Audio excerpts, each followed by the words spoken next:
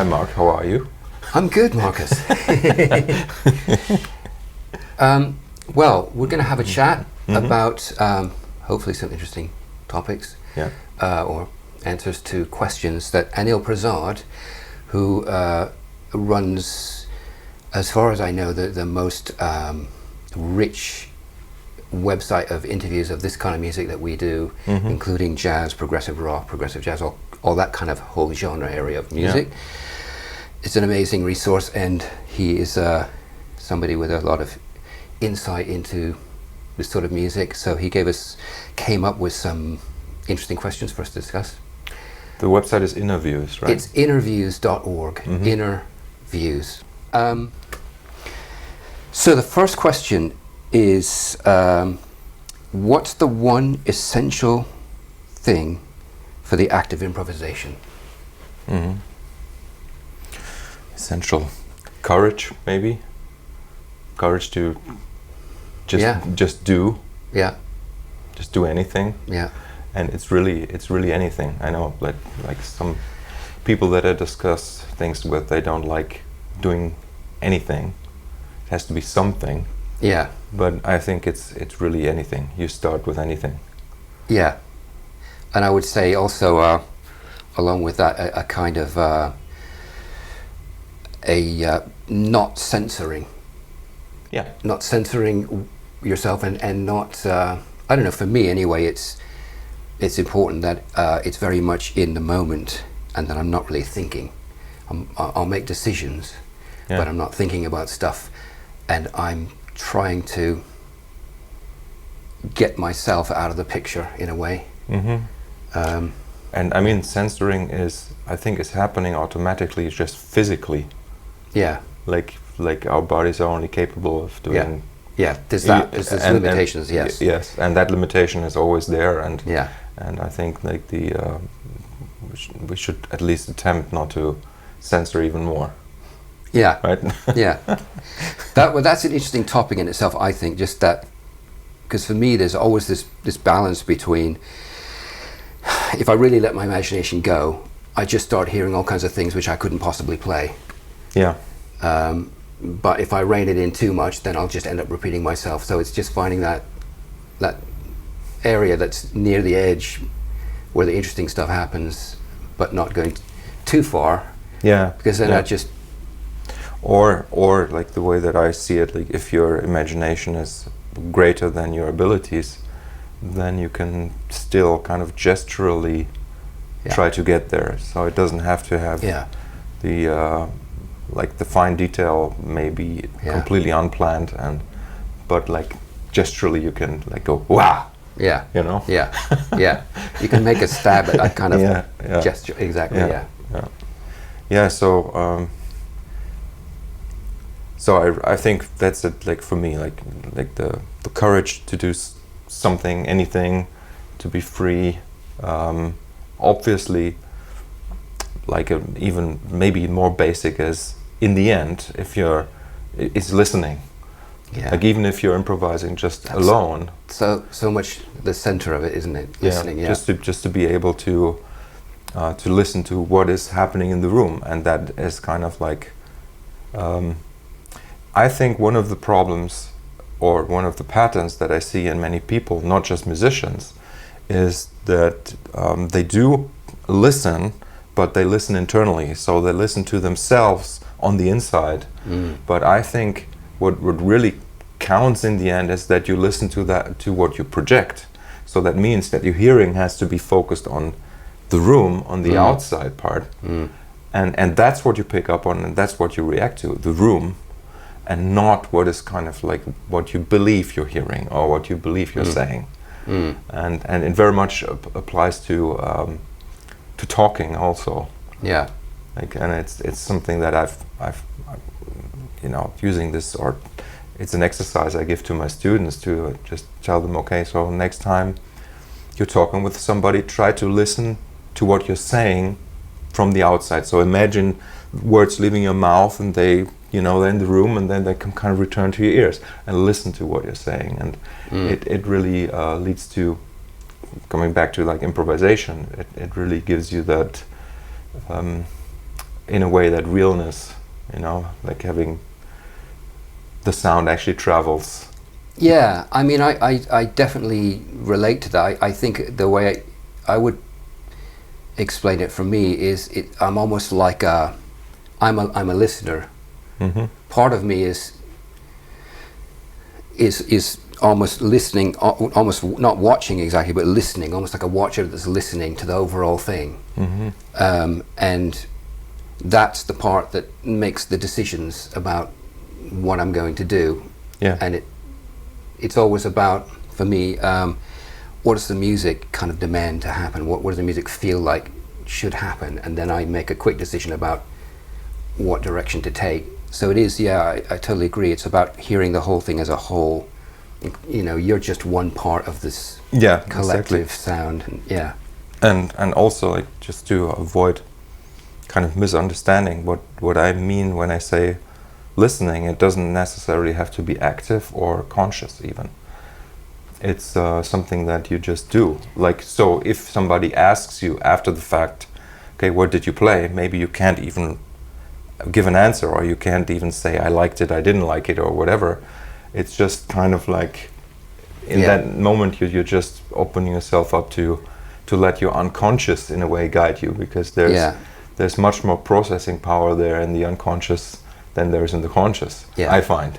I totally agree. Ultimately, it is an unconscious thing, isn't it? And in some ways, for me, it's a matter of keeping my conscious mind kind of out of the way to let the conscious, or whatever it is, I mean, it's the unconscious mind, but it's, I mean, metaphorically, I think about it as of trying to make myself a sort of like a conduit for the music to kind of come through, and that seems to help me get into the right frame of mind. And if my mind, my ego kind of gets involved, then automatically I'm out of the music, and I'm out of the zone. So it's a matter of kind of keeping that in its own room, and then just becoming in the moment. But it can also be interesting to sometimes get thrown out and then you come back in. Yeah, sometimes that can be a good thing. Yeah.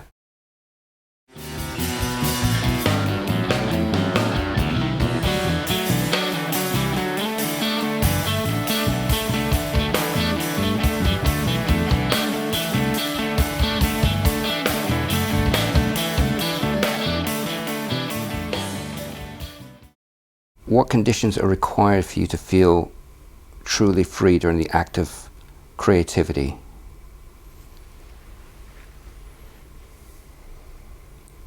I mean, I would say, I'm not sure if you ever are truly free. It depends what you mean by that, but like I think it's an illusion, and the freedom. It's not the freedom that defines who you are or what you do, or it doesn't define your art. It's the restrictions, it's the limitations, it's who you are that makes you who you are. There's, like freedom is, it's like it's the situations in which you're challenged, or like I guess you try to get very creative when you're in prison, like trying to get out of prison. It's not the Sunday morning at home eating breakfast. Yeah. Right. Yeah. And that's why freedom doesn't really matter that much in a creative from a creative perspective to me. Yeah, I would agree. I think it is kind of an illusion, but maybe. We could talk about it from the point of view of... But I have an idea. Yeah? I guess like the freedom is just like the respect for each other. Yeah. Really? Like so that you don't feel restricted by the presence of another person. That's maybe like kind of the freedom that I feel when I play with you. Yeah. Yeah. It's like you don't judge me. Yeah. I don't judge you, and that's when things can be free. Maybe that's that definitely allows a degree of freedom, and I think maybe also extending that to also not judging yourself when you're actually. I mean, you might judge yourself later when you listen back to it, but at the moment you're doing it to keep that judgment out of it, because that just is that's probably going to get in the way. Well, for me, it will. It doesn't mean that you don't make decisions about what you think is going to sound right, but at the same time, thinking about it from a critical aspect when you're playing to me is just like, that's a recipe for disaster. And so that immediately restricts your kind of freedom, I find. I mean, a good thing to talk about in this context may be Oculus, this idea I had for these collective improvisations where there's like a grid of pitches that you have to follow. So there's like hardly any freedom in which notes you're playing, which pitches you're playing, but you choose which direction you take in the grid. And it's kind of like really interesting what kind of results that gave us. Right? It was interesting, and I found that very interesting because it's like you were saying a minute ago, it's a restriction that forces you to do something interesting, and it's those restrictions that are the key in many ways, or some kind of structure, like complete freedom. If you say you just play anything, that can still work really well. I mean, the stuff I do with Kevin Casting, for example, we have absolutely nothing planned, it's completely free, but we're so different in how we approach the instrument that adds its own restriction, if you see what I mean, in a way. Or like what we did with the Stonehouse or Lighthouse, we had these ideas that we came up with, which we often didn't actually use, but they were ideas for structuring or restricting what we did without actually having music written down. But nonetheless, it created a form, something you needed to kind of keep in mind and something you needed to follow. And I find you need something there. Agreement, right? Like an agreement, which in a sense is a restriction on freedom. And without any restriction there, I find it becomes, well, it can work. It can work, especially with ambient music. I think sometimes complete freedom can, I mean, without any structure at all, can work really, really well. But I mean, my composition work nowadays is really like the opposite of freedom. Like I'm trying to go beyond patterns and ideas that I would come up with myself. Let's say I'm trying to make the machine create something that I wouldn't be able to even dream of. And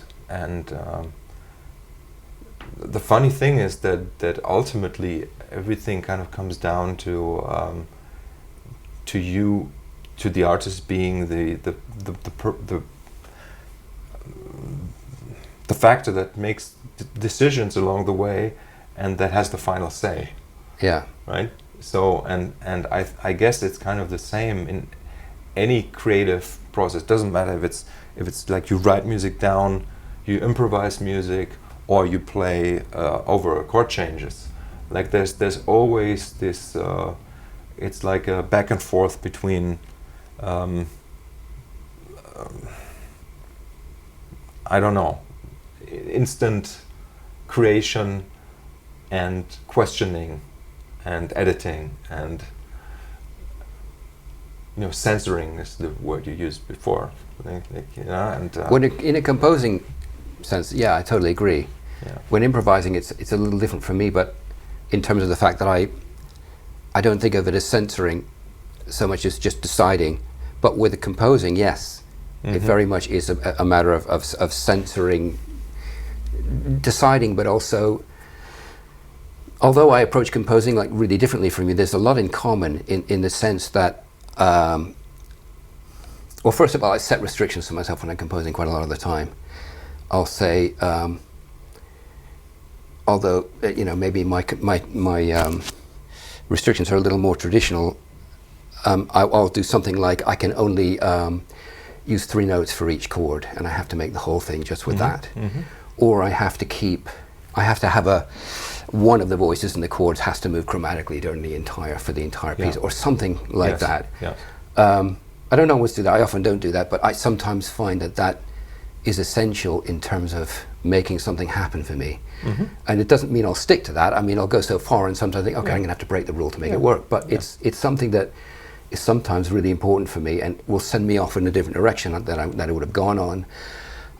And also, I think the other thing I would say in common is that the way I compose is I start with I already kind of know what I'm trying to render. I think it as rendering, composing. So I'll have a feeling, a story, an emotional story, a set of atmospheres or whatever it is that will just come to from I don't know where, and then I have to render that somehow in notes. And so, in a sense, it's interesting. That's where there's the big difference, because I don't think I ever had that in my whole life. That this clear idea of what the rendered thing is going to be like. For me, it seems like there's this intermediate step where I'm rendering the machine first, that then renders the work. And it's so, for some reason, but it kind of fits with my for example, I have a hard time having actual images in my head, like making, even creating the color red in my head is super difficult for me. My brain doesn't work like that. And I guess that's maybe also why I don't even believe that I have anything inside that I can simply kind of project or render out, right? And it's fascinating.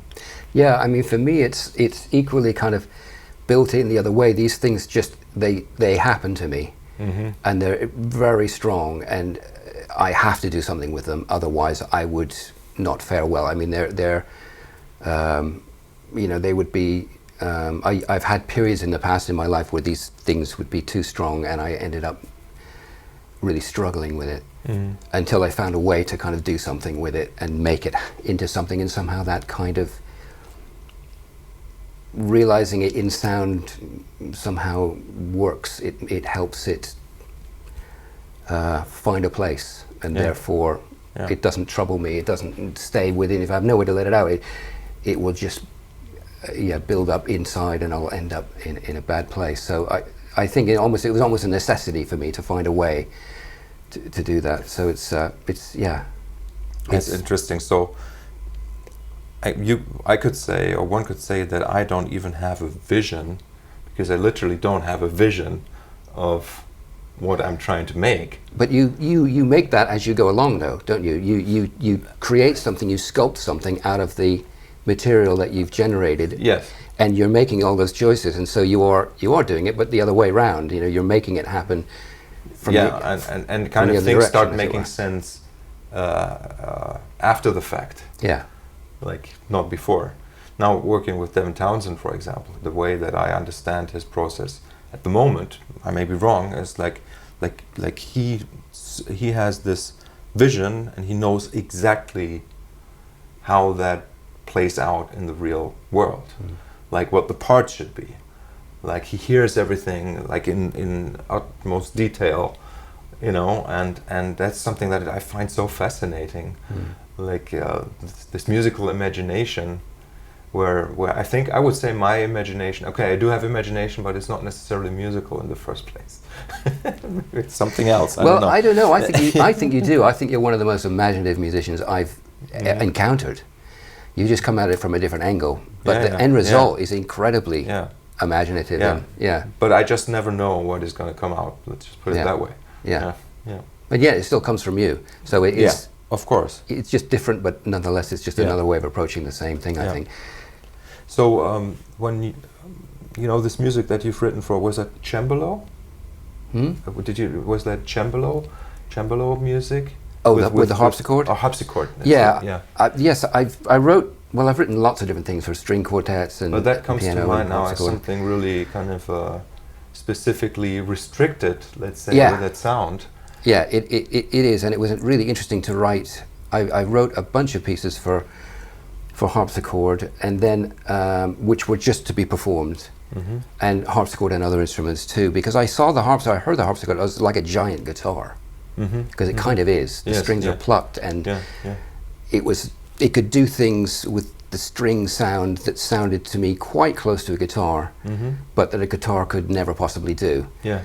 And so that's what made me interested in composing for it. And then I worked a lot with Jane Chapman, who is one of the premier harpsichordists in the UK, and I wrote a bunch of pieces for her, and then which she performed in various places, and then we ended up collaborating on an album called Three Windows with Ian Bellamy, who's a great British sax player. And I wrote the pieces but left room for improvisation. And that's the other interesting thing about the harpsichord, is it has improvisation in its history. So even back in the 1600s and 1700s, that music was in many cases not really written out with any timing. Just the notes were given, and it was up to the harpsichordist to make the music out of. And so, a good harpsichordist and a great harpsichordist like Jane can improvise extremely well within that framework. And you'd listen to it and you think it's a completely composed piece of Baroque music, but actually you look at the page and it's just some chords, and they've made it all. So I found it interesting to combine that kind of improvisation with the more jazzy direction that I and Ian were coming from. And I've just done another album with Jane, which is about to come out in the new year, which I'm pretty excited about, which is with Adriano Adewai, who is a Brazilian percussionist. Okay. And so it's mixing Brazilian percussion, and he uses vocals and other instruments with guitar and harpsichord. And again, it's a mixture of composed and improvised. And so. Wow, that sounds very, very interesting. Yeah, I'm pleased with how it turned out. Yeah. Excited about it. So, we've just released a couple of interesting, what I find very interesting, ambient albums under our Tear or Tear name. And that's a kind of music that I've done little bits of, and always really, really loved, and just not had the opportunity to do much of. So it's been really great to be able to do some of that, and I'd love to do more of it. I'm actually super surprised about the response. It's been great. Yeah. Really great response. Yeah. Yeah. Yeah, no, that's been really good. Yeah. And we have a couple more of those recorded. Yes. At least 2 more, I think. Yes. And we're going to have to find an opportunity to do some more. Yeah.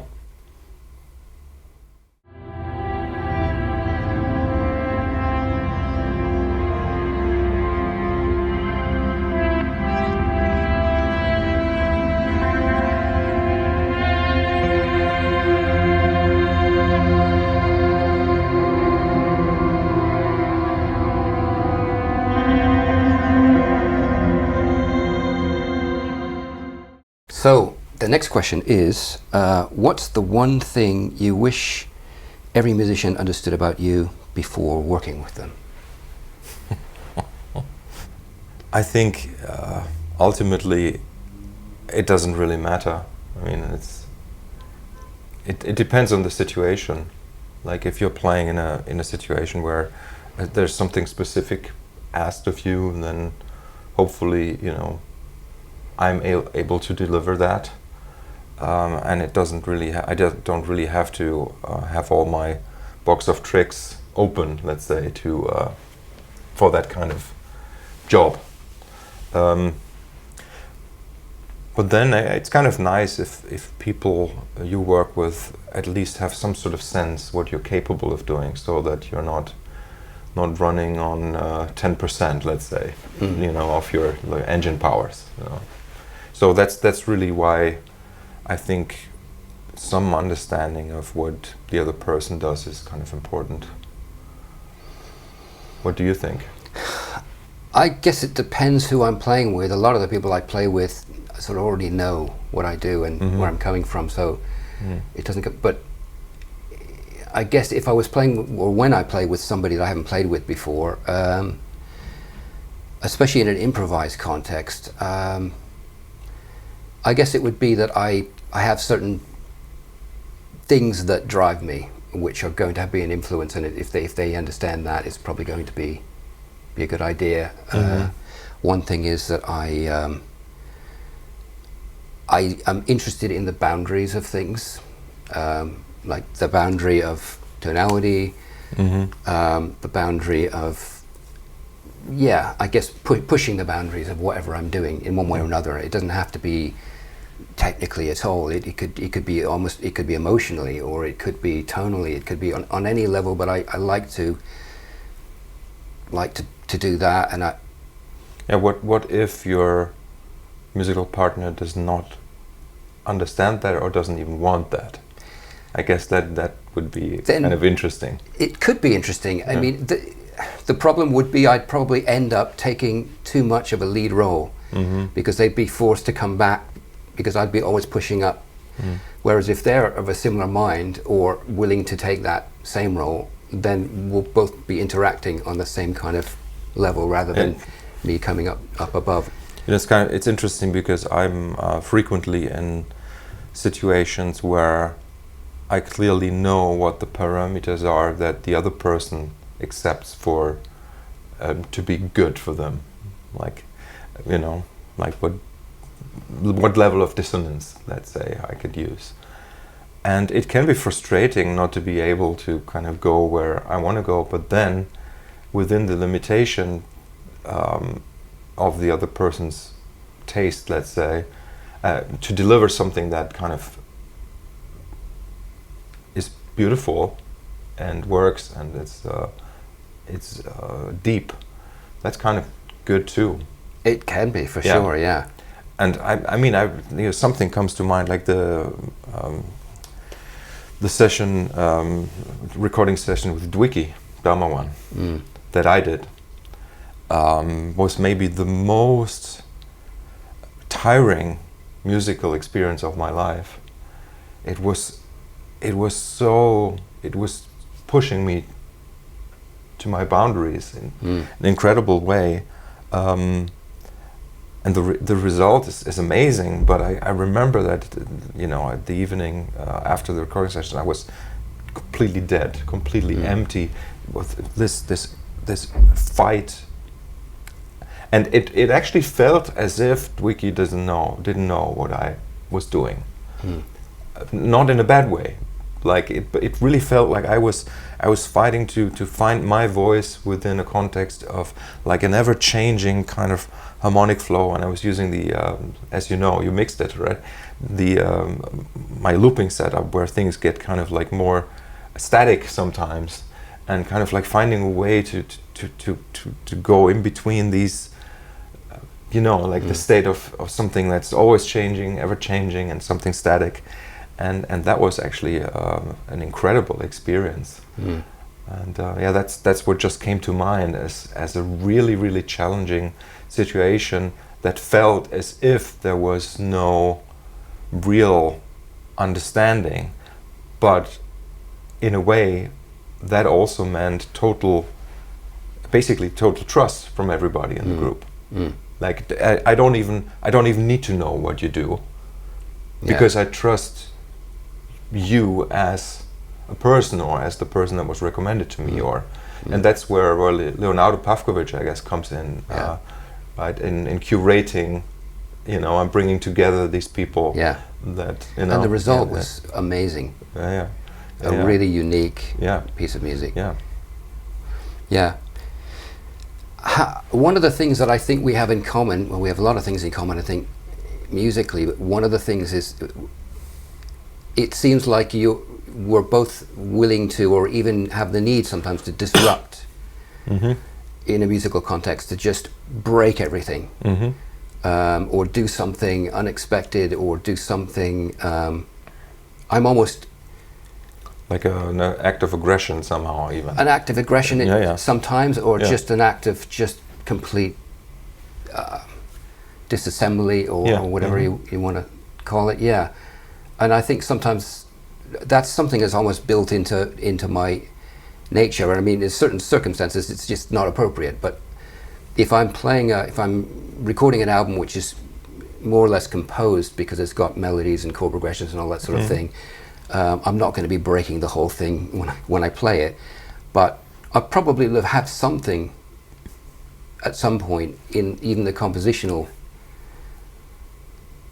process where that either happens, or it could happen, or I mean, not all the time, but there's an element there for me, and it seems like for you as well. Yeah, I think it's super important, and just the range of human behavior is like we tend to always think in terms of like, yeah, you got to be peaceful with each other. Okay, yes, and I agree.